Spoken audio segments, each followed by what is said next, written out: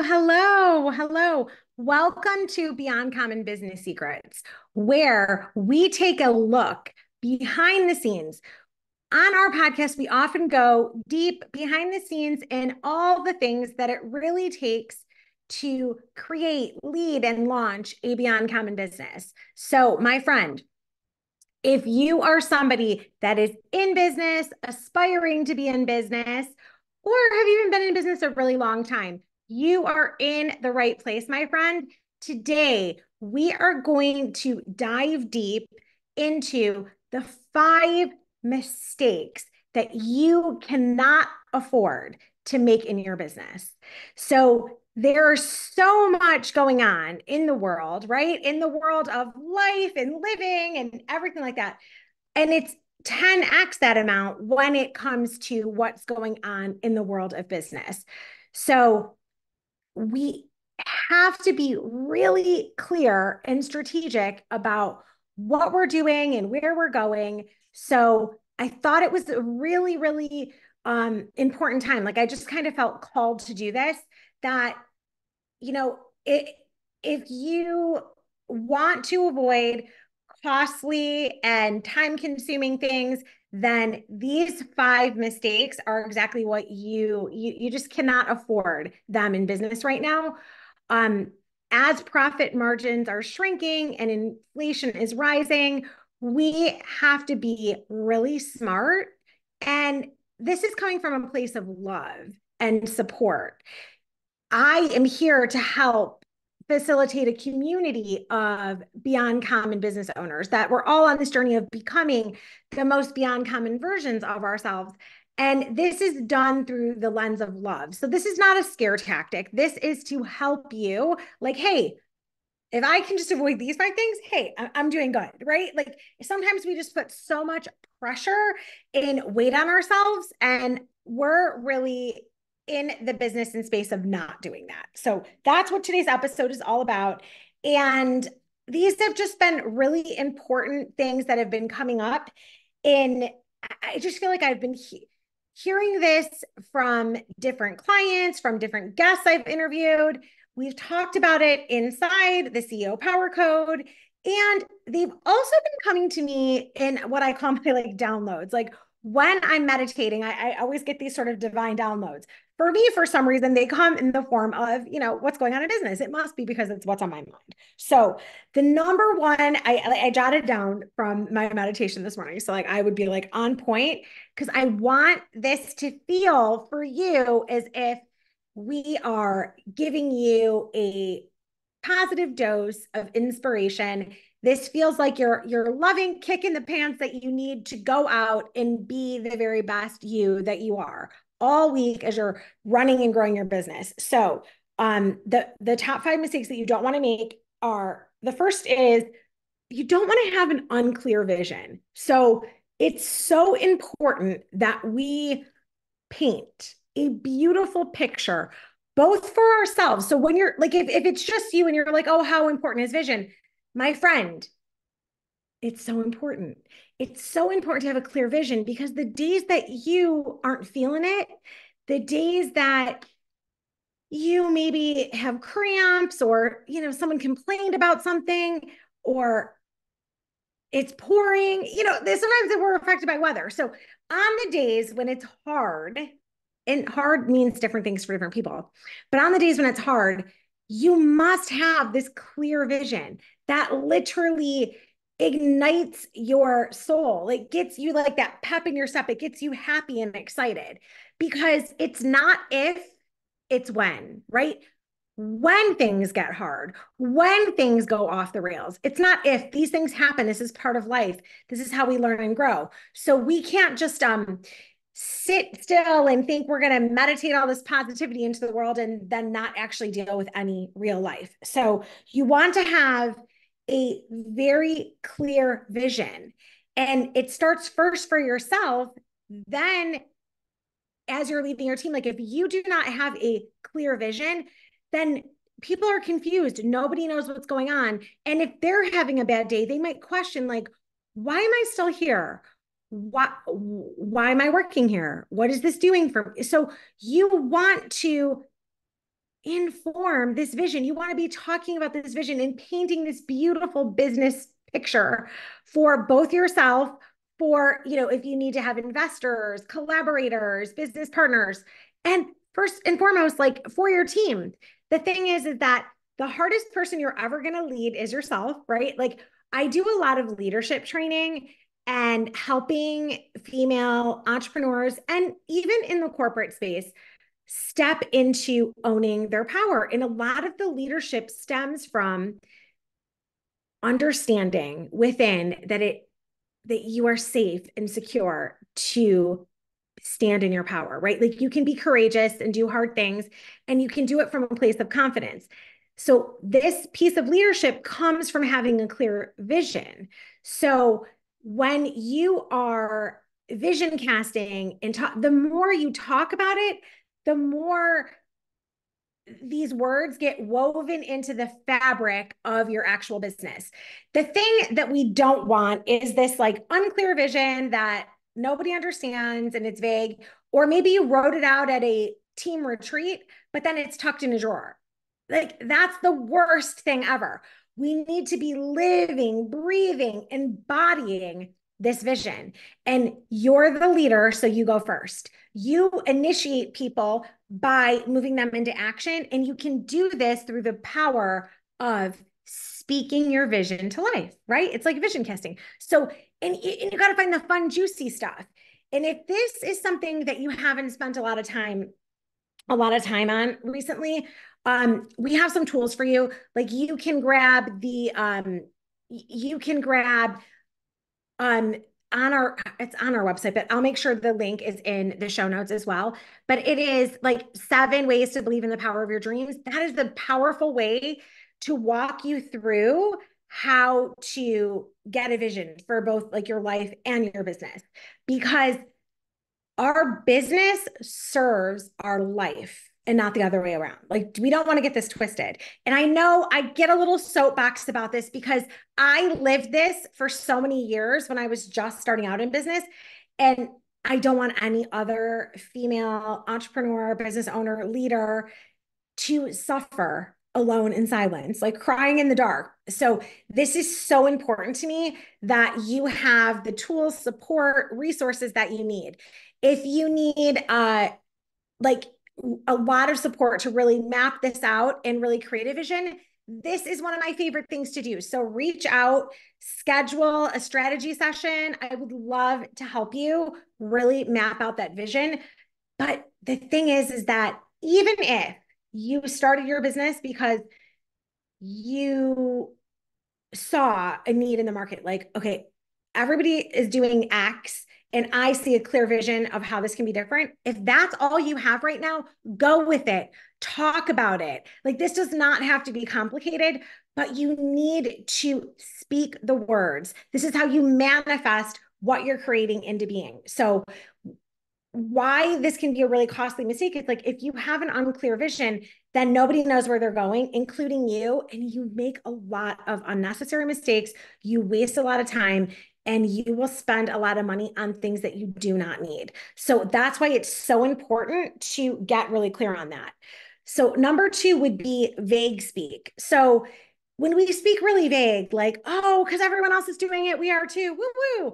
It's like that fake cheerleader type. So vague speak. We don't want to speak vaguely. Like, if you were speaking directly to a team member and they crushed it on a new launch, you would say, Sally, you did such an amazing job.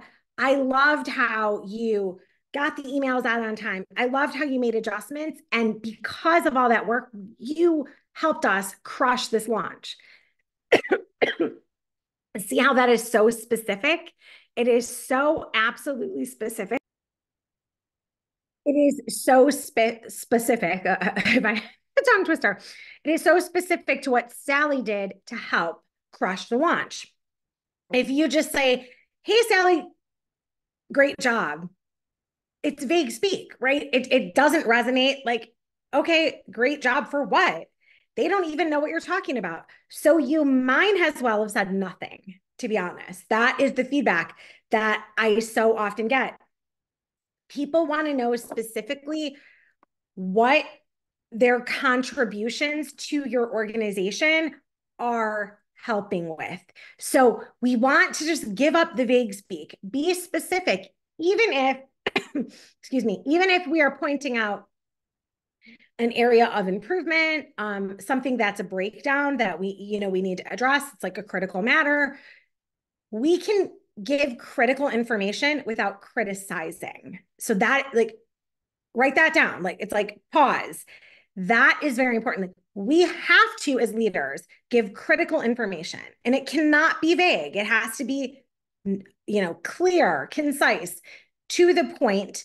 And it doesn't matter if you understand it, the person that you're speaking to needs to understand it. So we have to give up the vague speak, and we have to recognize that we can give critical information without criticizing. It's very important that we get that difference, right?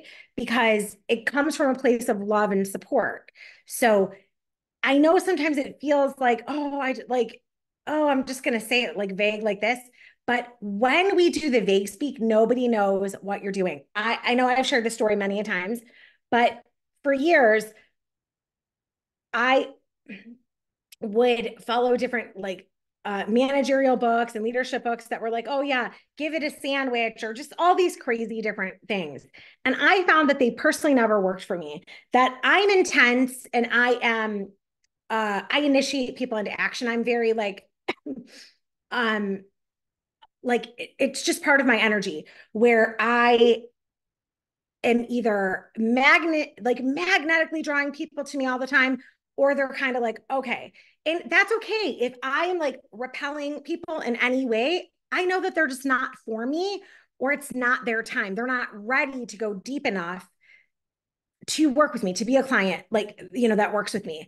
Some of these people love being inside our group programs because they get part of that initiation, but it doesn't feel like it's right at them. And then other people are magnetically drawn to that. So you have to start to know your energy, because in the beginning, I was following this homogenized version of what everybody else said you had to be as a leader. And that didn't resonate. Nobody knew what I was talking about. I was frustrated. My team was confused. And we were all like, what? Like, hands up in the air, like no one knows what's going on. So the sooner that you can give up the vague speak, the quicker you'll get to clarity. And people like to be told immediately where, when something goes off the rails, not waiting like 17 years later and saying, oh yeah, because you didn't do that right. Like, really? So I've been doing it wrong for 17 months. Like, I just set a behavior. So you want to understand that there is a way to give critical information without criticizing. That's going to be so, so important. The next is that, you know, you're just so clever. Like, so you don't want to be so damn clever. Like, that's like the best way I could say it. Because the thing is that sometimes why this is like number 3 on the list, when we're being clever or speaking in industry jargon or something that we think is funny, maybe only get it at the leadership level, and it's lost on everyone else. So like, it's awesome that you're so damn clever, but in your business, it's going to create costly mistakes for you. So you want to set that down and simplify. This is build it, simplify and be clear. We'd much rather have a clear call to action of what's expected, of what we are wanting our clients even to do. Like, a clear call to action is going to serve up a lot more sales so that you can employ a lot more people. That's very clear. But if we make clever or assumptions around this, it can get really complicated and heavy, and it doesn't need to be. So this is an area that sometimes just being clever, it's so costly. So be concise, simplify your systems so that you can be clear. Make your systems so clear that you could teach them to a 5-year-old or a 5th grader. Like, there's, 2 rules of thumb. I always say a 5-year-old because, I just think this more simple that we can make things, then it's easier for everybody, because we never know where someone else is coming from. So there's a time and a place to be clever, but it's not in the setup of your systems that are going to be used by the general mass of your staff team and the general mass of your clients. You want to keep things simple and clear. So we need to give up the clever in this area. Then number 4 would be that you have lack or no growth plan. So what I mean by that is like it's non-existent. You have no growth plan whatsoever. And if you end up having any growth, it's completely by accident. You're like, oh, I'm surprised. So when you have no plan for growth and you are just lacking in having that be the expectation, it is like 5 times harder for you to actually get your business growing. So we want to have this, even like you can even like tail this on the back end of creating a vision. Like you want to have a growth plan, and that can look like different marketing tactics. That could look like hiring strategies. The thing is that every business is different, and you can tap into your own unique brilliance and amp up your energy in the way that's best here. But you must have a growth plan. So do not fall into the trap of not having a growth plan, or just like lack of like, oh yeah, it'll be nice to grow. Like that does not help your team see what needs to be done on the day-to-day. So take a step back. This is a great area to hire a professional consultant, a coach, somebody that can really help you design a growth plan that fits into your business so that it is clear for everyone in your organization. So you can always hire us at Beyond Common Coaching and Training Company, or reach out, because if we are not the right fit for you, we know a lot of people in the coaching and consulting industry. So we might be able to suggest somebody that's even, a better fit for you. So do not think that this is something that should be pushed aside. I have never worked with one client ever that ever said, I wish I would have waited longer. Almost everyone said, wow, spending the money on the front end for coaching and consulting actually helped me earn 10x this amount, or save me 20 plus, 20x plus. So the thing is that sometimes we just get so with our blinders on that we cannot always do this area. Sometimes this is a part that creates the blinders, and we can't see our own blinders. Like people think this is funny, but I have spent so much time, money, and energy on my professional development for both personal and professional, in my business. And I know that is a budgeted amount that I need to have, because I am the best to my clients because I'm always growing. So it's like even your best coaches have coaches and consultants that help them grow to the next level. So don't think that like it's ever a sign of weakness or anything like that, but you must have a growth plan. And sometimes that's just growing personally, because your business will never be bigger, bolder, wealthier, more profitable than you as the owner and leader are willing to grow, right? So your business gets tapped out by the level of the sort of lid that you put on your own growth. So you want to just give this up completely. We do not want to have a no or lack of growth going on in our business, because it breeds like complacency, it breeds problems amongst team members. Even clients get bored. So you want to make sure you have a strategic growth plan in place. And if you need help doing that, this is an area I strongly urge you to reach out to a coach or consultant that you feel like a full body yes, like that's who you want to work with.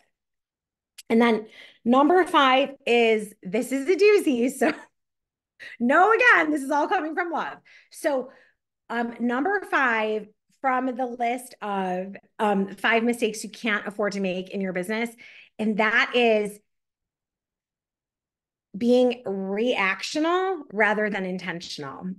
And what I mean by that is, instead of intentionally having our vision and working with a coach or consultant for growing our business, we are like constantly just putting out fires. We're constantly reacting. There's no intention on growth. There's no intention on systems and processes of how we do things here. The more you can be intentional and sort of get all that sort of chaos off of your mind, this is a great area to put in, like you put in hiring practices, you maybe put in some strategic growth systems so that everyone on your team knows how to hold themselves accountable and each other. So this is an area that when we did this independent research study years and years ago, and we polled thousands and thousands of employees, and the number one thing they complained about was when they had a leader that ran around like sort of like a chicken without their head, just ran around putting out fires all day. They like were always too busy for anything. They never could have an actual conversation. They were just like running around. The people on your team that are strong, that are leaders, that just want you to lead them and inspire them to the next level will never relate to this. To them, it feels like you only care about the problem, people. And you cannot build a successful company around the problems, right? Any business is in the business, any business does not matter. We are in the business of solving problems. But if you are running around being reactional, you have already sort of given up your right to choose how you want your day to go to the powers that be. So this is sometimes tough because if you've been doing this a long time, and I say this with love because I don't think as a young leader I was really clear on this. What shifted for me is that like I'm like, ooh, I do not like this. I did not like people interrupting me and being pulled out of my focused vision. Like as a leader, like I love talking about vision, and I when I'm in the zone of creating that, I get angry when I get pulled away from that. And that wasn't fair to my team at all because it's not their fault. I learned that I didn't want that. So I took steps back and started creating systems and strategies, like first starting with the hiring, first starting with like the chain of command of different things to help people grow, having like goals and different behaviors that allowed people to get raises, all sorts of things like that. But this is an area that you might be unaware. Like mine was purely selfish, like because I didn't want to be angry about it, but I felt it coming on. And what I knew, I was a strong enough leader in the sense that I knew it wasn't their fault. It was something I needed to fix within my organization. So that is how my sort of love affair with time saving tips and organizing your systems and, just even having like basic job descriptions, things like that free up a lot of mental clutter in any organization. So that's why that is so important. And the more you can be intentional, then we're never going to be able to control everything. Like we cannot control if something breaks, if technology goes wrong, somebody calls off. There's a ton of things that are out of our control, right? We cannot spend our time freaking out or stressing about that because that's like out of, that's just not in the realm. But we can be very intentional. And when we are intentional, we have these time saving systems and different strategies in place so that we are there for those moments that matter. Like, when you catch a team member doing something absolutely amazing, that you can coach them in the moment, right? You can just let them know how great that was. But if you're so busy, distracted, putting out fires for every problem, you know, there's a delegation process to like what level of problem needs to actually come to you. I'm the type of leader that's like, I want to hire people that are always smarter than me, that I trust completely to make those types of decisions, because leadership happens at every level. We just have to be intentional of what we're comfortable with. The only things I can control is that I'm going to show up with intention and train and teach and mentor people how to do the same.